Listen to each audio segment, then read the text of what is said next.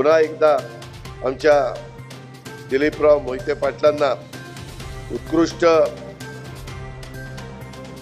वक्तृत्वाबद्दल जो पुरस्कार मिळाला त्याबद्दल सर्वोत्कृष्ट भाषण. मला तर 34 वर्ष झाली तरी मला काही सर्वोत्कृष्ट भाषणाचा पुरस्कार नाही, मला उत्तम संसदपटूचा पुरस्कार नाही. आता काय केल्यावर काय होणार आहे ते मला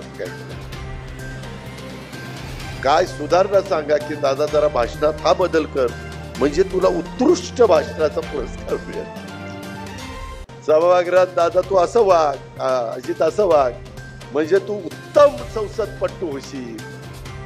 जाऊ द्या, किमतीचा भाग जाऊ द्या, परंतु जे काम करतात त्याला शाबासकी मिळाली पाहिजे.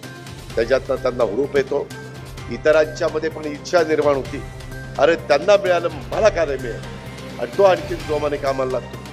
तशा पद्धतीनं